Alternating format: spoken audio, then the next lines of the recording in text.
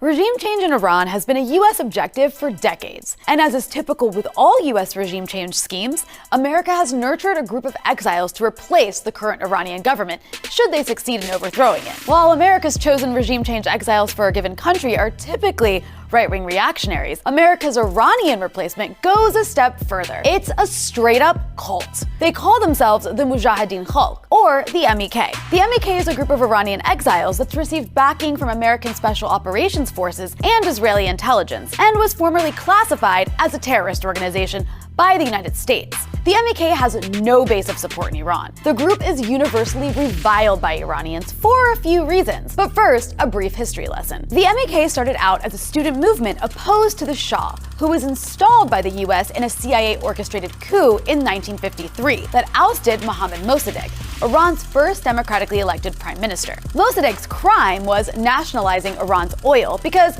you know, how dare Iranians benefit from their own resources. After the 1979 revolution that overthrew the Shah, the MEK clashed with the new clerical regime and was soon exiled from Iran. The MEK took shelter in Iraq, where they allied with Saddam Hussein against Iran during the Iran-Iraq War of the 1980s. That's one major reason why Iranians dislike the group. Another reason is that the MEK carried out a series of bombings and assassinations in Iran in the 1980s. And more recently, the MEK participated with Israeli intelligence to murder Iranian scientists. So yeah, Iranians aren't exactly MEK fans. But what makes the MEK even less appealing to Iranians is that in the 1980s, it began to transform into a cult, built around its leader, Masoud Rajavi, and his wife, Maryam Rajavi. And this is in part because they were no longer able to get new, fresh recruits from Iran, because the decision to join with Saddam Hussein in the Iran-Iraq War, in which he was the aggressor, pretty much ended any legitimacy that the MEK had among the Iranian people. This cult, based in the Iraqi desert and totally centered around the creepy Rajavi couple, engaged in all kinds of abuses. The Rajavis forced their members to divorce their spouses so they could better commit themselves to the organization, imposed mandatory celibacy, and separated children from their parents by shipping their kids off to Western countries. Single people were forced to cut anyone from their lives that they had feelings of love for. Anyone suspected of disagreeing with the Rajavis or who tried to leave the group were tortured, imprisoned, and disappeared. That's according to ex-members who managed to escape. شکنجه افراد بودم، شاهد کشته شدن افراد بودم و خودم شکنجه شدم، خودم مورد تحقیر و توهین قرار گرفتم. کسی که از خودش بود 30 سال توش خدمت کرد که ماها باشیم چه کار کرد بعد فردا به ایرانم میرسیم. After the US invaded Iraq, the MEK was isolated to an Iraqi compound called Camp Ashraf under American protection, where the abuse of their members continued. More than 70% of the MEK members in Camp Ashraf were said to be held there against their will, while others were apparently tricked into going and subjected to mind control exercises. Meanwhile, back in the US, the MEK was being used as a tool against the Iranian government. In 2005, the US Joint Special Operations Command trained MEK operatives at a secret site in Nevada in communications, cryptography, weaponry, and small unit tactics. It's believed that this is where they learned to build the bombs that were used to assassinate Iranian nuclear scientists. The MEK has been in a virtual war with the mullahs in Iran since the fall of the Shah, and you don't have to urge them to kill anybody. They're very eager to do it themselves inside that country.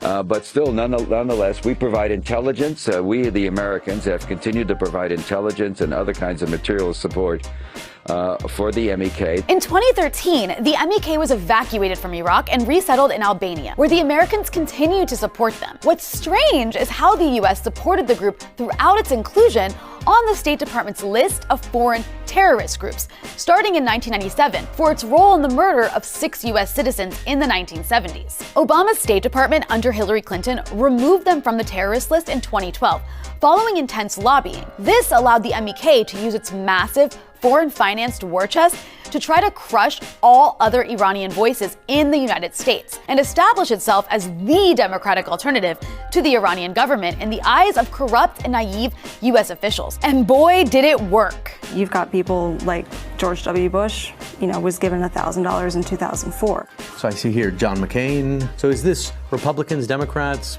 It's both. I mean, it goes across the aisle. So, McCain got $2,400, $1,000. But then, Obama's on here too. No one's really sure where the MEK gets its money from, but it's believed that it receives significant funding from Saudi Arabia. In 2016 and 2017, Saudi Arabia's former intelligence chief, Prince Turki Al Faisal, gave a speech at the MEK's annual Paris rally, raising even more suspicions that the Saudis are backing the group. The MEK has such little organic support that at its annual gathering in Paris, they had to pay people to attend. Among the crowd of about 4,000 that showed up, The Guardian reported that around half of the attendees were an assortment of bored-looking Poles, Czechs, Slovakians, Germans, and Syrians who responded to a Facebook campaign promising travel, food, and accommodation to Paris. And many snoozed under trees during speeches. The group's deep pockets help explain the support and yearly speeches at MEK rallies by easily bought and paid for American politicians and luminaries of the foreign policy establishment on both ends of the political spectrum. You've been able to form resistance units all over Iran. Those protests are not happening accidentally. They're being coordinated by many of our people in Albania and many of our people here and all throughout the world. The stars seem to be aligned to accomplish what we all want to accomplish, which is the downfall of the mullah's regime. Are you ready for Madame Rajavi as president of Iran? Even Howard Dean, former governor of Vermont and an original anti-Iraq war critic, is on the MEK payroll and defends them passionately. It's not a terrorist group, first of all. Aren't they responsible for car bombings in Iran? 30 years ago, they were responsible for some terrorist acts. Actually, the MEK has continued to engage in plotting attacks against Iran, which is precisely why the Americans like the group, especially as U.S. policy under Trump becomes even more hawkish against Iran. On the 65th anniversary of the 1953 U.S.-backed coup, Secretary of State Mike Pompeo announced the formation of an Iran Action Group to execute the Trump administration's cruel policy of collective punishment against Iranians through crippling economic sanctions. For nearly 40 years, the regime in Tehran has been responsible for a torrent of violent and destabilizing behavior against the United States, our allies, our partners, and indeed the Iranian people themselves.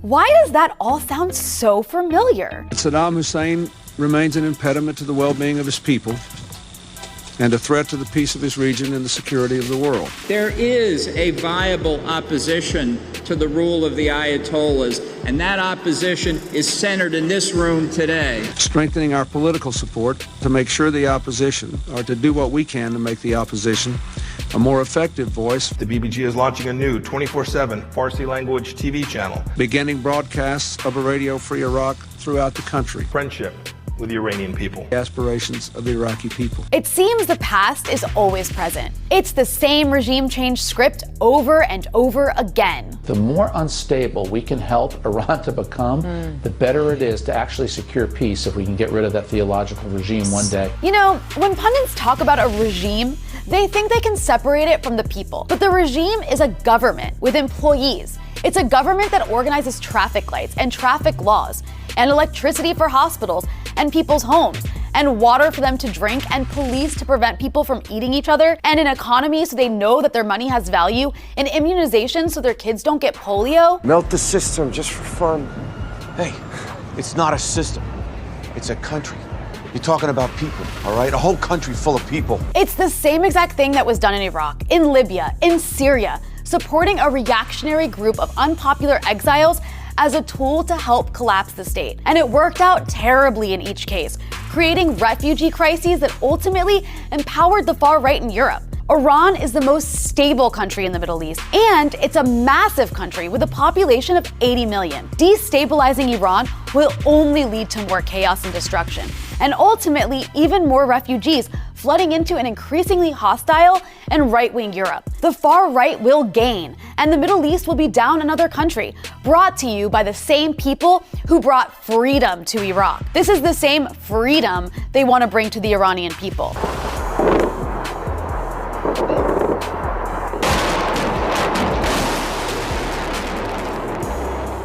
How many more countries in the Middle East have to be destroyed before the regime changers are satisfied?